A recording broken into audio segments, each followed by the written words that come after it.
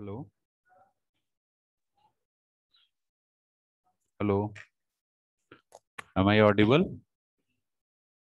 Good afternoon, class.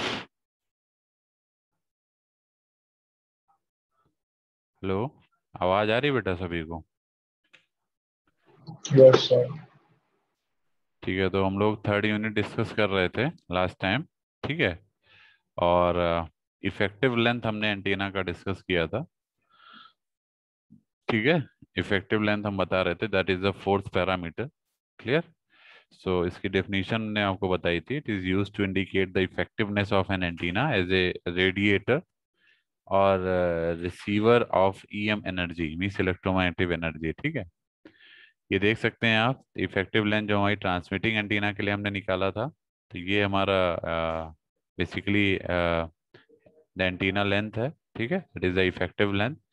तो ये effective length है, ये एक्चुअल लेंथ है। ठीक है, you can see if you measure this, then this will be the actual length and this is the effective length. ठीक है, and it is varying from minus L by 2 to L by 2.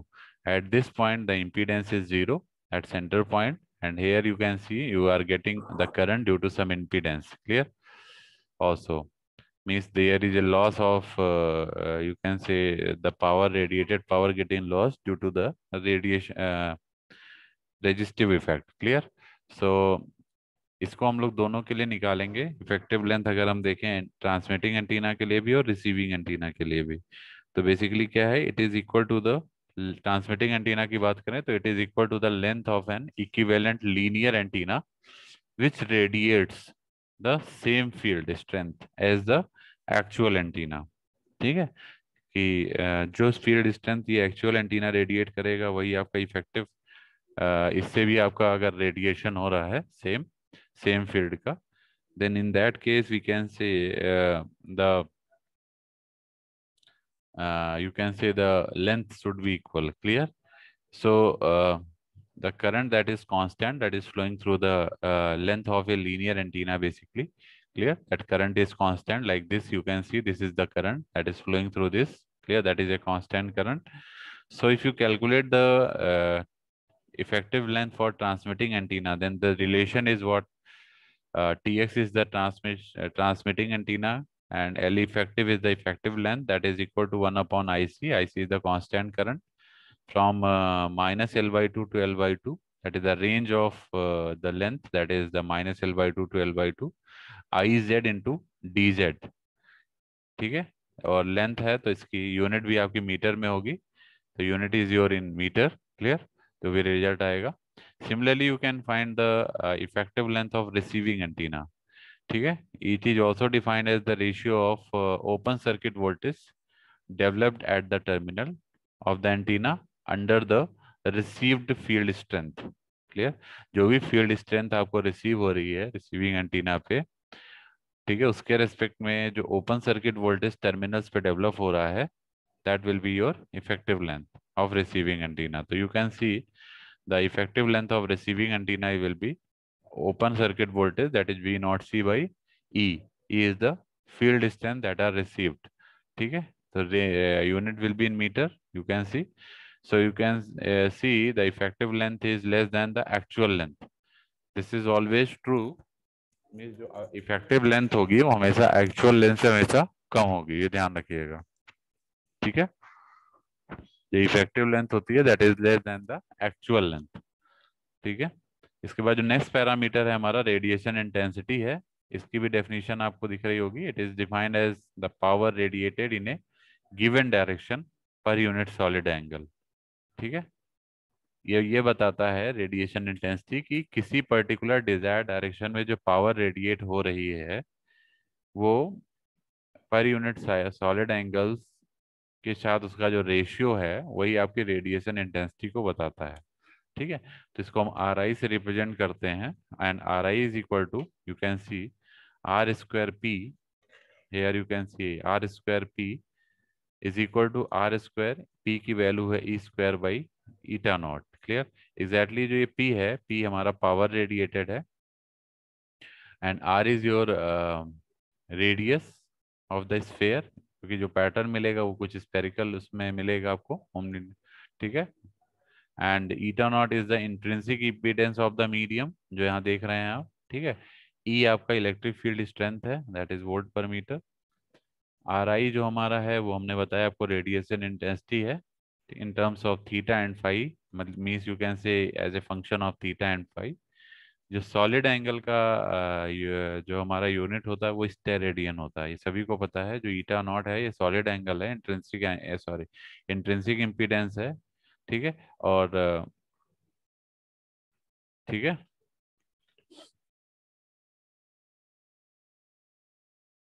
इसके बाद जो next parameter है that is the directive gain, जिसको हम GD से represent करते हैं, ठीक है। सबके रिप्रेजेंटेशन भी आपको गिवन है, GD, G is the gain, D is the directive gain. It is defined as the ratio of intensity of radiation in a specified direction to the average radiation intensity. Clear? कहने का मतलब है ये आपको बताता है directive gain, ये बहुत इंपॉर्टेंट पैरामीटर है, एग्जाम में पूछा भी कई बार गया है, so it is very important parameter regarding your exam as well, ठीक है। ये बेसिकली ये बताता है कि जो हमारा पावर रेडिएट हो रही है किसी पर्टिकुलर डायरेक्शन में, ठीक है, उसका रेशियो किसके साथ, एवरेज डायरेक्शन इंटेंसिटी के साथ, एवरेज रेडिएशन इंटेंसिटी के साथ। तो जो एवरेज रेडिएशन इंटेंसिटी है वो कैसे निकलेगी, वो चारों तरफ जो आपको पैटर्न मिल रहा है, यहाँ से देख सकते हैं, you are getting the pattern. एक हमने डायग्राम बनाया लेफ्ट साइड, आपको चारों डायरेक्शन में पैटर्न आपको मिल रहा है, ठीक है। तो आप एवरेज रेडिएशन इंटेंसिटी यहाँ से निकाल सकते हैं थ्रू ऑल डायरेक्शन, ठीक है। और ये जो आपको मेन जो आपको जो डिजायर्ड है वो आपको ऊपर की तरफ मिल रहा है, ये देखिए, ये मेन लोब है, that is the desired lobe in the this direction, जो सबसे बड़ा है, ठीक है। बाकी ये साइड लोब्स हैं, ये बैक लोब है। तो जो एवरेज रेडिएशन इंटेंसिटी निकलेगी वो सबकी वजह से निकलेगी, और जो मेन लोब की वजह से निकलेगी वो आपकी स्पेसिफाइड डायरेक्शन की हो जाएगी, ठीक है, जो आपको डिजायर्ड है। तो जो GD होगा that will be the ratio of radiation intensity in desired direction upon average radiation intensity, that is RI average, radiation intensity average. Clear? RI का मतलब रेडिएशन इंटेंसिटी है, ध्यान रखिएगा। तो एवरेज रेडिएशन इंटेंसिटी को हम लिखते हैं WR/4 पाई। WR क्या है, रेडिएटेड पावर है, जो की पावर रेडिएट हो रही है, दैट इज द WR। और 4 pi is a constant term, ठीक है। तो इसको अगर आप रखेंगे तो ये 4 पाई ऊपर चला जाएगा, तो ये हो जाएगा GD is equal to 4 pi into RI/WR। क्लियर? This is your directive gain of the antenna, ठीक है। जो नेक्स्ट पैरामीटर है that is the directivity, this is another important term, इसको हम कैपिटल D से रिप्रेजेंट करते हैं। डायरेक्टिविटी क्या होता है, it is defined as the ratio of maximum radiation intensity to the average radiation intensity. तो मैक्सिमम रेडिएशन इंटेंसिटी क्या होता है, जैसे मान लीजिए ये जो आपको GD मिल रहा है डायरेक्टिव गेन, इसी का अगर आप मैक्सिमम वैल्यू निकाल लेते हैं GD मैक्स, तो it will give you the directivity, ठीक है। तो देख सकते हैं D इज इक्वल टू, हमने क्या लिखा है, GD मैक्स, मतलब इसकी मैक्सिमम वैल्यू आप अगर निकाल लें डायरेक्टिव गेन की, तो आपको डायरेक्टिविटी मिल जाएगा डायरेक्टली, ठीक है। इसकी जो यूनिट, सॉरी, इसकी जो आप डीबी में रिप्रेजेंट करेंगे तो डीबी में एग्जैक्टली आ जाएगा 10 log 10 GD मैक्स, ठीक है। जैसे आपको पता है किसी भी नॉर्मल वैल्यू को हम डीबी में कन्वर्ट करते हैं तो उसको 10 log 10 और उस नॉर्मल वैल्यू को रखते हैं, then we can solve this. Clear? Then you get the result in dB. इसके बाद जो 8th पॉइंट है that is the power gain, जिसको हम जीपी से रिप्रेजेंट करते हैं। ये क्या होता है, it is defined as the ratio of, it is defined as the ratio of 4 pi times radiation intensity to the total input power, ठीक है। तो देख सकते हैं आप, जीपी हमारा पावर गेन है, इसको हम मैथमेटिकली रिप्रेजेंट कर रहे हैं, तो 4 pi into radiation intensity upon total power, WT is the total power, ठीक है। तो जो टोटल पावर होती है that is equal to WR+WL, ये ध्यान रखिएगा, WR+WL is the total power. WR क्या है, रेडिएटेड पावर है, और WL क्या है, ohmic losses in the antenna है। जैसे एंटीना कोई भी रेडिएशन पैटर्न देगा उसमें लॉसेस तो होंगे ही, तो ओमनी डायरेक्ट, ये आपका ओमिक लॉसेज है इन एंटीना। क्लियर? 9th पैरामीटर की बात करें तो that is the antenna efficiency. इसको हम डिफाइन करें तो it is defined as the ratio of radiated power to the input power. Efficiency आपको पता है output power upon input power होता है, ठीक है। One output power is your radiated power, input power is your total power. ठीक है, तो ईटा की वैल्यू हो जाएगी W R by W T. W T की जगह हम रखेंगे W R plus W L. अभी हमने बताया था, यहाँ से देख सकते हैं जो हमारा डब्ल्यू टी है वो क्या है, टोटल पावर है, that is W R plus W L. से हमने नीचे रख दिया, ऊपर डब्ल्यू आर आ गया। ठीक है, अगर इसको आप डिवाइड करेंगे, ये रेशियो आपका जो है ये बेसिकली क्या है, जीपी बाई जीडी के बराबर है। ये जीपी बाई जीडी हमने क्यों लिखा है, जीपी की वैल्यू क्या होती है, 4 पाई RI बाई डब्ल्यू टी होती है। अभी पीछे हमने देखा था, ये देखिए सॉरी, यहाँ पे देखा था जीपी की value 4 pi RI by W T है, और जीडी की वैल्यू क्या है, 4 पाई RI बाई डब्ल्यू आर। अगर आप जीपी बाई जीडी करेंगे तो आपको यही मिलेगा, W R by W R plus W L. ठीक है, means W R by W T मिलेगा आपको, ये डब्ल्यू टी है पूरा नीचे वाला टर्म, डब्ल्यू टी की वैल्यू है W R plus W L. तो W R by W T ही आपको मिलेगा, आप करके देख लेंगे, जीपी बाई जी टी आपको मिल जाएगा। हमने किया भी है यहाँ पे, देखिए ये दोनों कैंसिल हो गया तो W R by W T मिल गया। तो इसीलिए इसको हम जो एफिशिएंसी है एंटीना की, उसको जीपी बाई जी डी भी लिख सकते हैं। जीबी क्या है, पावर गेन है, और जीडी क्या है, डायरेक्टिव गेन है। ठीक है, तो इसलिए हम इसको ऐसे भी डिफाइन करते हैं कि antenna efficiency is the defined as the ratio of power gain to the directive gain of the antenna. ठीक है, नेक्स्ट आपका है effective area. Effective area is another important parameter, कि कितना इफेक्टिव एरिया है जो आपको, जिससे हमको पैटर्न मिल रहा है। ठीक है, इफेक्टिव एरिया एग्जैक्टली जो मैथमेटिकल फॉर्मुलेशन है that is lambda square by 4 pi into G D है। जी डी आपका डायरेक्टिव गेन है, lambda is a wavelength, clear, and 4 pi is a constant value.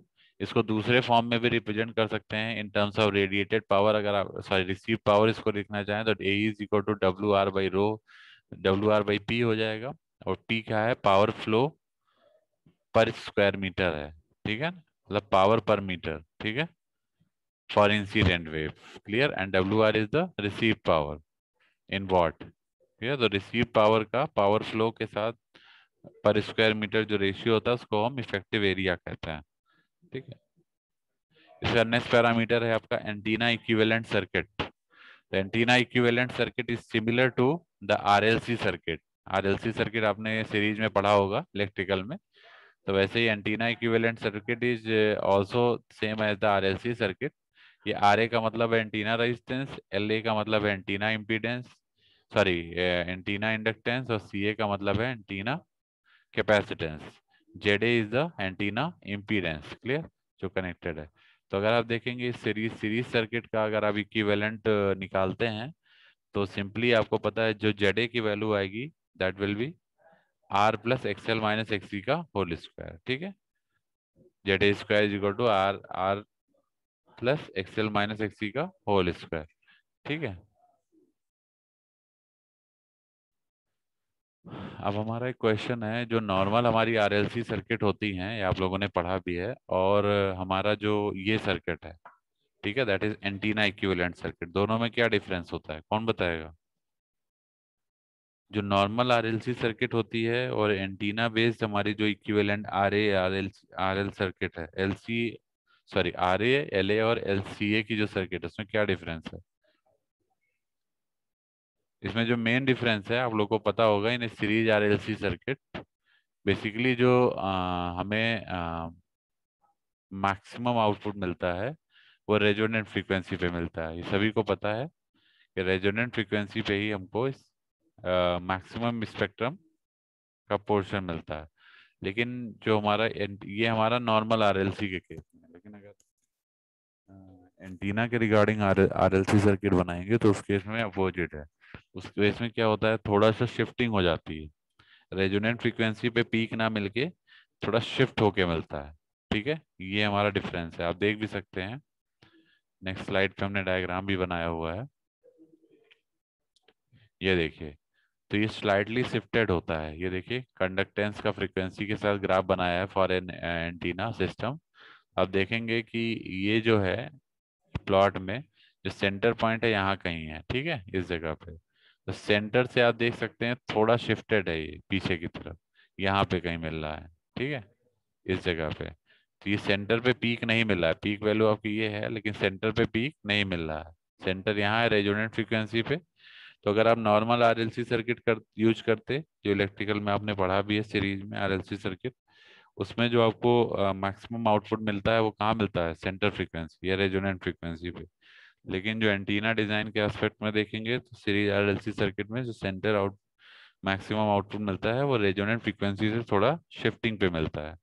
ठीक है, ये आपकी शिफ्टिंग है, ये दिस इज योर शिफ्टिंग। ठीक है, इसी को मैं लिख दे रहा हूँ यहाँ पे, दिस इज योर शिफ्टिंग। ठीक है, इसके बाद जो ये टिपिकल ग्राफ हो गया कंडक्टेंस वर्सेस फ्रीक्वेंसी, एक और ग्राफ है आपका ससेप्टेंस वर्सेस फ्रीक्वेंसी। इसमें आप देख सकते हैं H resonant frequency, the susceptance is almost zero. यहाँ पे आ गया माइमेट कर गया, मतलब ससेप्टेंस जीरो हो गया। ठीक है,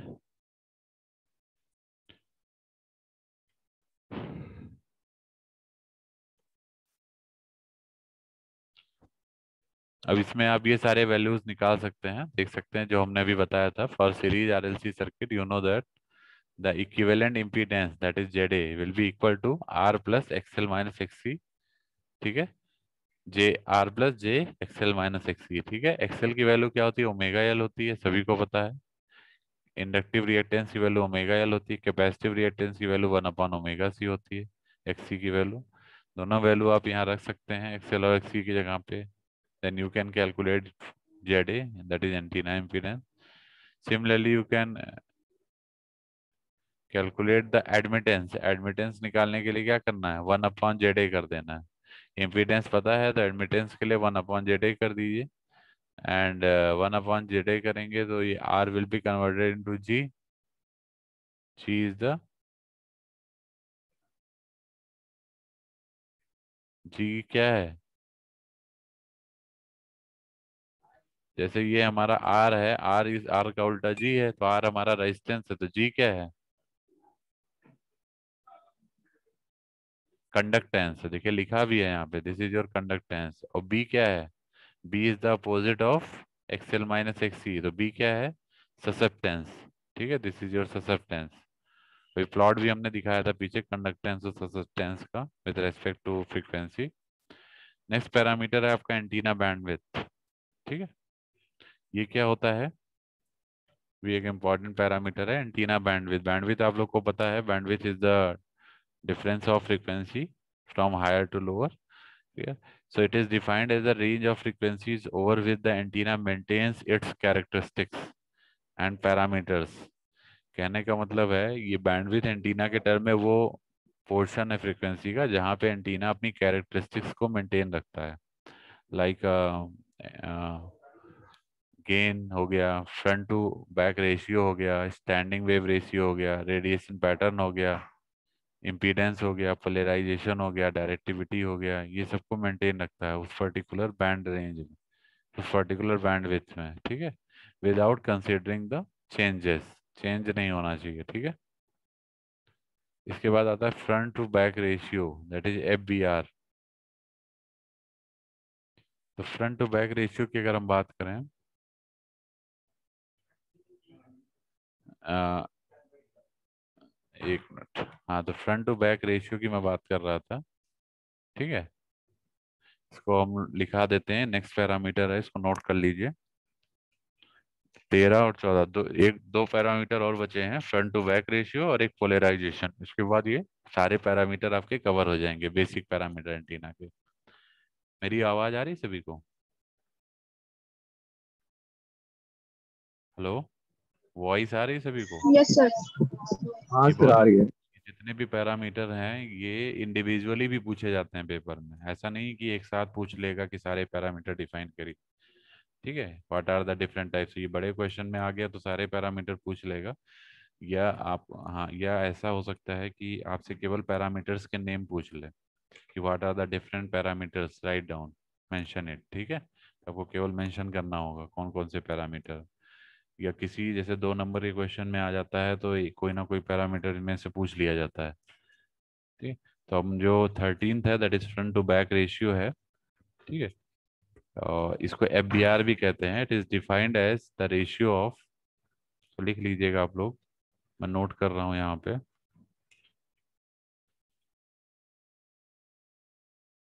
एक minute.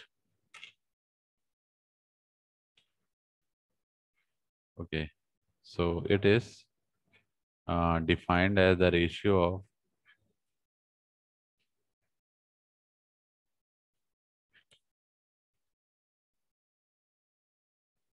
of radiated power, ratio of radiated power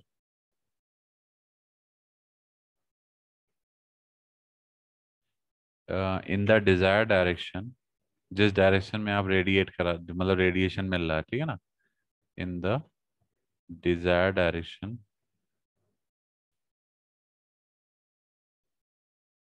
in the desired direction to the radiated power in the opposite direction.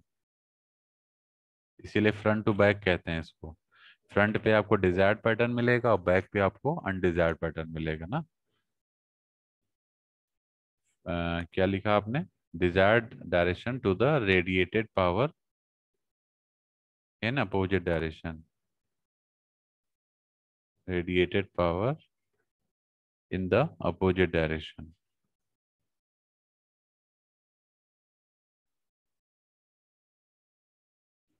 ठीक है, अपोजिट डायरेक्शन. ठीक है, तो इसका अगर आप फार्मूला देखेंगे तो फार्मूला क्या हो जाएगा? ये फार्मूला हो जाएगा F B R is equal to, then F B R means front to back ratio in short. ठीक है, radiated power in desired direction, short radiated power in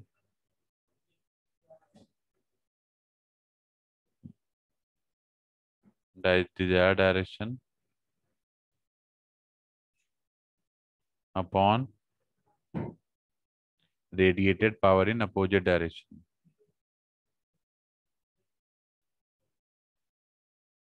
Power in opposite direction. ठीक है, radiated power in opposite direction. ठीक, ये आपका ratio हो जाएगा. Clear है सभी को? ये सभी को क्लियर है? Yes sir. ठीक है, अब इसके बाद जो नेक्स्ट आपका जो टॉपिक है, सॉरी टॉपिक कह रहे हैं, जो नेक्स्ट पैरामीटर है, एक मिनट बेटा रुकिएगा. ओके, नेक्स्ट पैरामीटर जो हमारा है और लास्ट पैरामीटर है, ठीक है, वो है दैट इज 14th. वो क्या है? पोलराइजेशन. पोलराइजेशन. ठीक है, पोलराइजेशन. पोलराइजेशन क्या होता है? It is defined as the direction of electric vector. लिख लीजिए इसको, डेफिनेशन आपको सबकी पता होनी चाहिए. ठीक है, it is defined as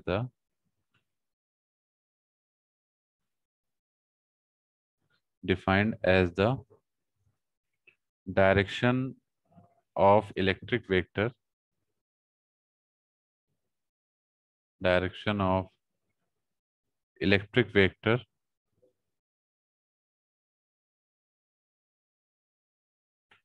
of the electromagnetic wave, of the EM wave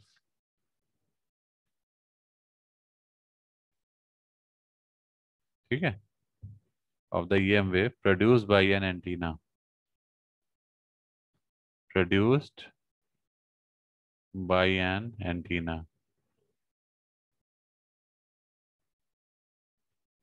ठीक है, so it is defined as the direction of electric vector of the EM wave produced by an antenna. ठीक है, जो भी हमारा डायरेक्शन होगा electric vector का जो एंटीना प्रोड्यूस कर रहा होगा ईएम वेव, वही हमारा पोलराइजेशन कहलाता है। ठीक है, ये बेसिकली 3 टाइप का होता है। It is of 3 types,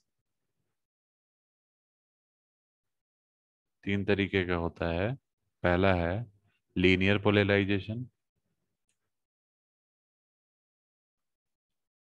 linear polarisation. ठीक। दूसरा है सर्कुलर पोलराइजेशन, और थर्ड है इलिप्टिकल पोलराइजेशन।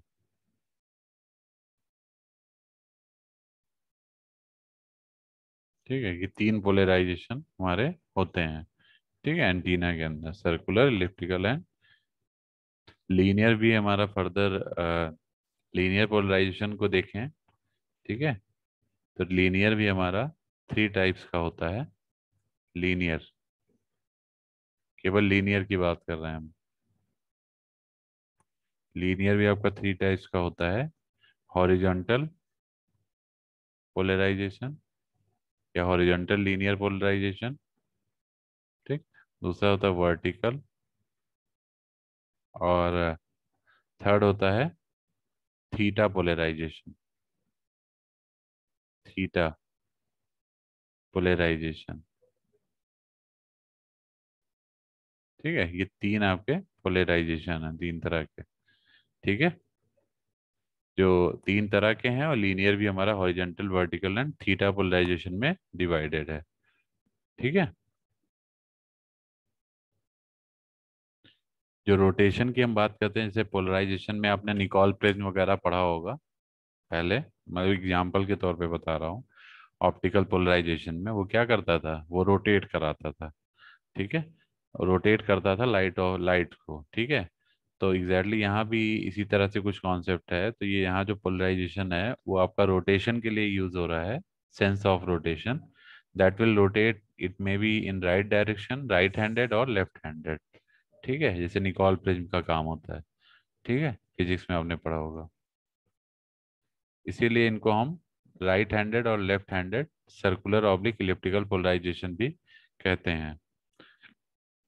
ठीक है, क्योंकि सर्कुलर इलेक्ट्रिकल पोलराइजेशन कैन आपके जो है सेंस ऑफ रोटेशन पे डिफाइंड भी होते हैं। तो इन दोनों को हम मैं एक लाइन लिख देता हूँ,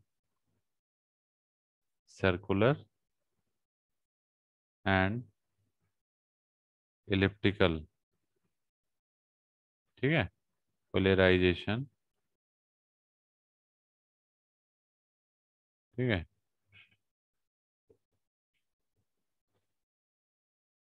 polarisation are also called right handed और left handed polarizations are also called right handed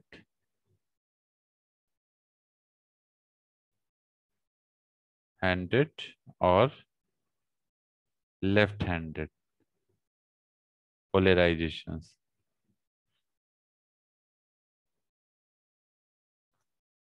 ठीक है, ये ध्यान रखिएगा।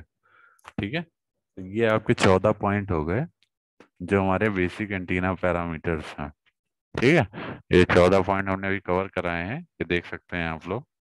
ये आपके बेसिक एंटीना पैरामीटर्स हैं। जब हमने स्टार्ट किया था तो पहले एंटीना की डेफिनेशन बताई थी, फिर फंक्शंस बताए थे, क्या क्या एंटीना के फंक्शंस होते हैं, फिर प्रॉपर्टीज बताई थी आपको। इसके बाद वेरियस एंटीना पैरामीटर्स हमने 1 बाय 1 डिस्कस किया था। ठीक है, देख सकते हैं आप। तो इसमें भी हमारे 14 पॉइंट जो हैं टोटल कवर हो गए, जो रेडिय वेरियस एंटीना पैरामीटर के अंदर। किसी को कोई डाउट इसमें अभी तक? Hello class, am I audible? No sir. हाँ, तो यस ये सर। इम्पोर्टेंट, ये आपके इम्पोर्टेंट पॉइंट्स हैं, ये ध्यान रखिएगा। ठीक है, आगे बढ़े बेटा। Yes sir. ठीक है, तो इसके बाद जो नेक्स्ट आपका जो टॉपिक है इसमें, ठीक है, वो मैं बता दे रहा हूँ, 1 मिनट वेट करिएगा।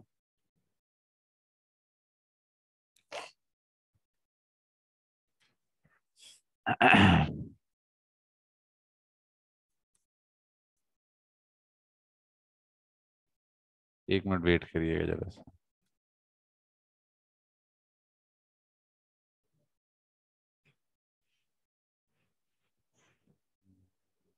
हाँ, तो जो अब आपका नेक्स्ट जो आपका टॉपिक है इसी यूनिट में, ठीक है, वो क्या है? पहले हम लोगों ने इंट्रोडक्शन पार्ट कवर किया, फिर एंटीना पैरामीटर्स कवर किए।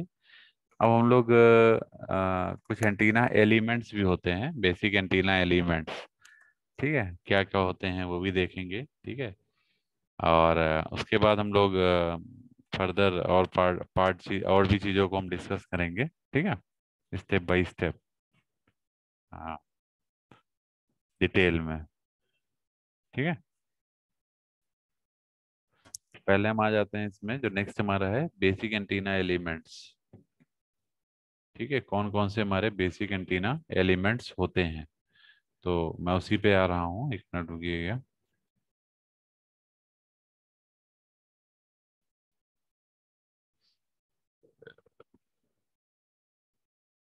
मेरी वॉइस सभी को क्लियर आ रही होगी आई थिंक, वॉइस का कोई यस इश्यू सर। तो नहीं है? ये वाइट बोर्ड शेयर हो रहा है सभी को? Yes sir. ओके, तो जो नेक्स्ट हमारा है basic antenna elements, antenna elements, कौन कौन से हमारे बेसिक एलिमेंट्स होते हैं एंटीना के अंदर। जैसे कोई भी एंटीना आपने देखा है, उसका बेसिक एलिमेंट्स क्या क्या है, क्या क्या उसमें बेसिक रिक्वायरमेंट्स है जो होते हैं, ठीक है, बेसिक चीज़ें होती हैं।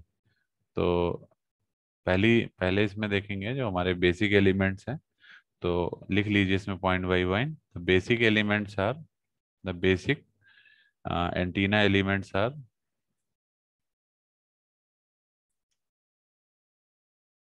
बेसिक एंटीना एलिमेंट्स आर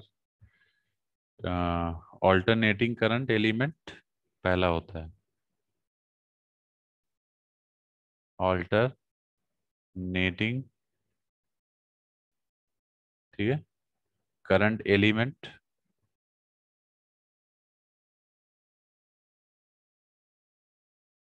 और हर्ट्जियन डाइपोल भी इसको बोलते हैं, हर्ट्जियन। ये भी पेपर में बहुत पूछा जाता है, व्हाट इज हर्ट्जियन डाइपोल, ठीक है, हर्ट्जियन डाइपोल भी इसको बोलते हैं, ध्यान रखिएगा, ऑल्टरनेटिंग करंट एलिमेंट और हर्ट्जियन डाइपोल, ठीक है। सेकेंड पॉइंट इसमें आएगा हमारा शॉर्ट डाइपोल, शॉर्ट डाइपोल, ठीक है। थर्ड पॉइंट आएगा शॉर्ट मोनोपोल, ये सब आपके एंटीना एलिमेंट है, शॉर्ट मोनोपोल, ठीक।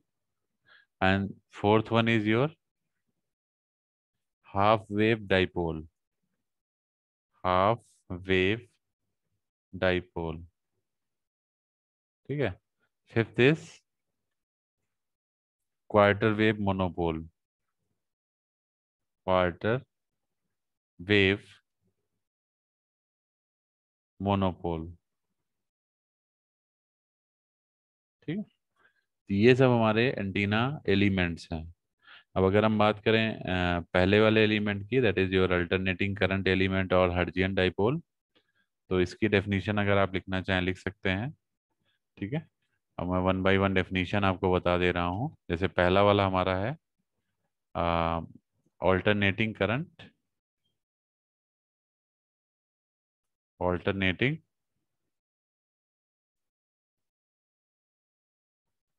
करंट एलिमेंट और हर्ट्जियन डाइपोल, जिसको हम बोल रहे हैं हर्ट्जियन डाइपोल। इसको अगर मैं डिफाइन करूं तो ये क्या होता है, इसकी मैं बात कर रहा हूँ, ठीक है। तो ये बेसिकली क्या होता है, हर्ट्जियन डाइपोल, डेफिनेशन लिख लीजिएगा, it is A short linear antenna, it is A short linear antenna, short linear antenna. कई बार डेफिनेशन पूछी जाती है, what do you understand by Hertzian dipole, Hertzian dipole नाम से बहुत बार पेपर में पूछा गया है, क्या होता है, ठीक है। इसको अल्टरनेटिंग एंड करंट एलिमेंट भी बोलते हैं। तो इसकी definition, it is A short linear antenna in which the current along its length in which the current along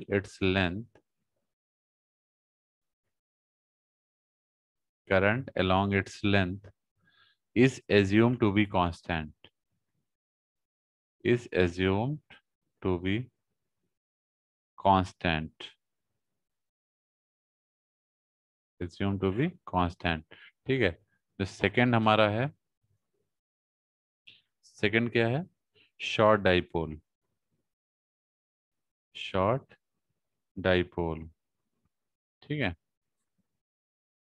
short dipole क्या होता है, इसको भी देख लेते हैं। तो short dipole, it is a linear antenna, it is a linear antenna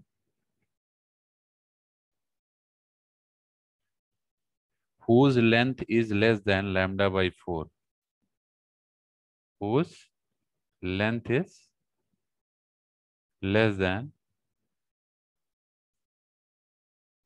lambda by 4, जिसकी लेंथ लैम्डा बाई 4 से कम होगी, ठीक है, वो शॉर्ट डाइपोल होता है, ठीक है। इसको बोलते हैं क्वार्टर वेवलेंथ, ठीक है। And the current distribution, also the current distribution and the current distribution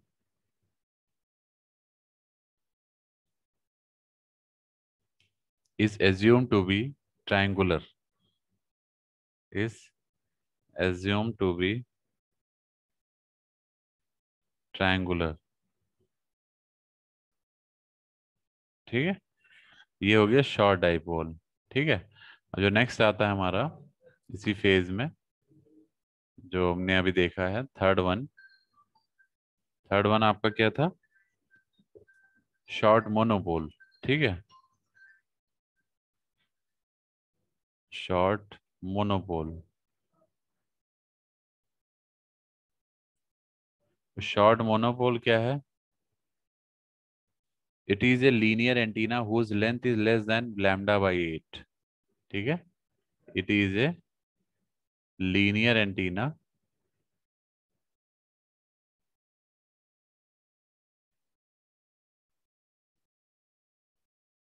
whose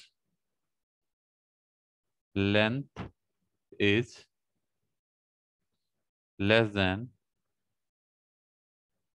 lambda by 8, ठीक है। अभी लैम्डा बाई 4 वाला हमने बताया था, दैट इज शॉर्ट डाइपोल।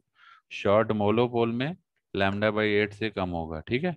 और जो करंट डिस्ट्रीब्यूशन होगा वो भी हमारा क्या होगा, is assume to be triangular. पहले वाले में भी ट्राइंगुलर था, यहाँ भी ट्राइंगुलर होगा, ठीक है।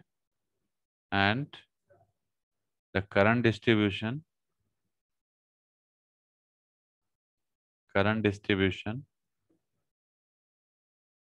Is assume to be triangular,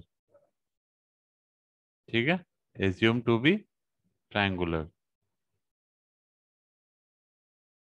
mainly आपको ये ध्यान रखना है, जो लेंथ की मैं बात करता हूँ बार बार, जैसे less than lambda by 8, less than lambda by 4, ये सबसे बड़ा डिफरेंस यही है, ठीक है। ये ध्यान रखिएगा। अगर आपको डिफाइन करना है तो प्रॉपरली लेंथ के बारे में आइडिया होना चाहिए कि लेंथ कितनी है, ठीक है। इधर नेक्स्ट है हाफ वेव डाइपोल। वो आपका नेक्स्ट क्या है, हाफ वेव डाइपोल,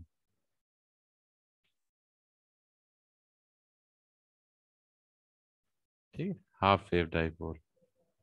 अगर हम हाफ वेव डाइपोल की बात करें तो ये क्या होता है, it is a linear antenna whose length is lambda by 2। Half wave का मतलब ये कि लैम्डा बाई 2, ठीक है ना। तो it is a linear antenna whose length is lambda by 2, whose length is lambda by 2, clear. And the current distribution is assumed to be sinusoidal, and